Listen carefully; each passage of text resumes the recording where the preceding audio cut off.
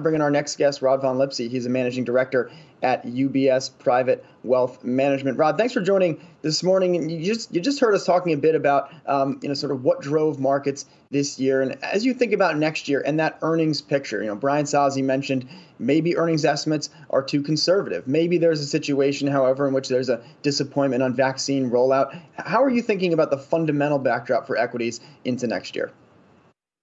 Hey, Miles, good morning from Washington, D.C. We're really thinking that 2020 ended up being a year of accidental risk. And so we'd like our investors to really think about 2021 and have it be a year of purposeful risk for investors. And what I mean by that is that if we think about some of the things that went wrong and took us by surprise in 2020, some of them were accidental.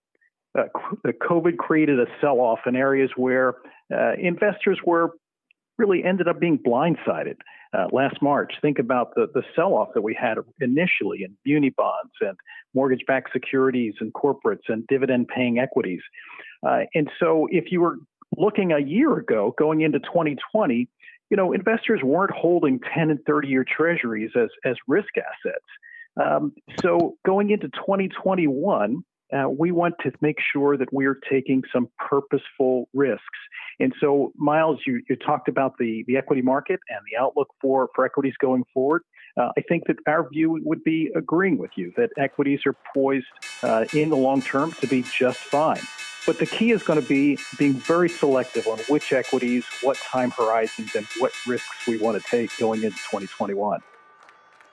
And there you have the opening bell at the New York Stock Exchange. Ringing that bell is Danimer Scientific, a plastics company. We'll be speaking with the CEO very shortly. Very interesting company right there. Rod, my understanding is that you and your team at UBS work on solving some serious problems for wealthy investors. You guys solve complicated. What is the biggest problem amongst your clients right now headed into 2021 that you're trying to solve? Yeah, I think the really big question is, where's the fixed income market going? We really think that bonds are kind of problematic. As a firm, UBS, we sort of look at Treasury inflation protected TIPS as being a most preferred asset class. We're looking for yield, and that search for yield is going to be really challenging for investors in 2021. And so where do we look? We might see some opportunity in things like senior loans or emerging market currencies, but those are fairly esoteric asset classes.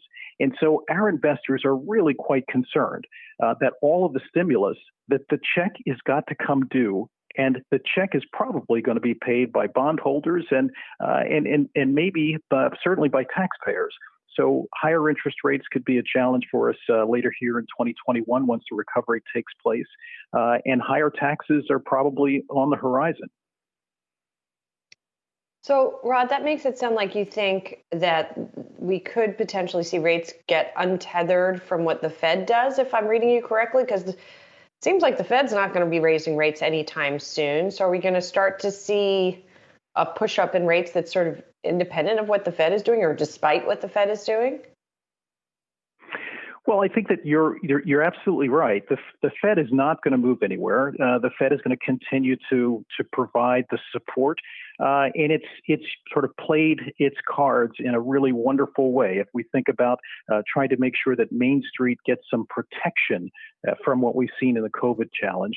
But in the bond market, I think as we go out in that 5, 7, 10-year range and start looking at what we expect as investors to receive, the rates are still way too low. And so we're seeing the market act on its own and start to expect, and both investors and bondholders start to expect to get paid more for taking that longer term risk. I think that the conversations in the new administration and the new Congress around tax policy will also give us some indications of whether or not the bond market is going to ask us to pay a little bit more for the longer duration risk. Rod, we're talking a lot here about the backdrop, as it relates to policy and sort of broad fundamentals. But alongside this, we've seen a real investor enthusiasm around the new economy, the next big things. as you kind of term them.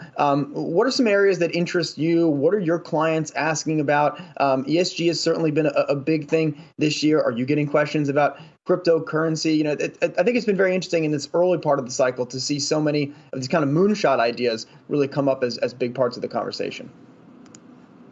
Those next ideas really are part of the conversation. And I think that the only reason that our enthusiasm has been tempered in the near term is that we still, as Julie pointed out earlier, we still have a lot to get through. It's going to be a long, cold winter before COVID is put behind us and in the rearview mirror.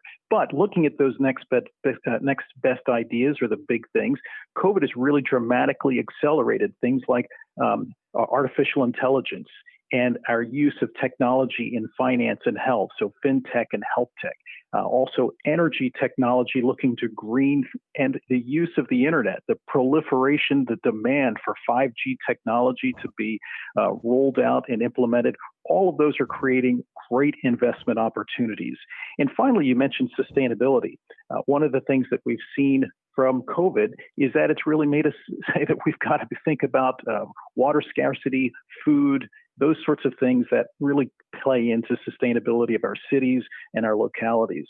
And finally, your prior guest, Victor, talked about the M&A markets.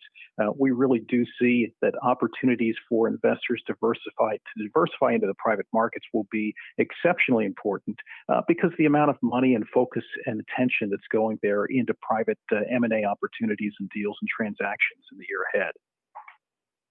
All right, Rod von Lipsey, Managing Director at UBS. Rod, great to get your thoughts this morning. Thanks for joining us. Have a great new year. It's my pleasure. Happy New Year, and we hope that 2021 will be a purposeful risk year for all investors. Thanks so much.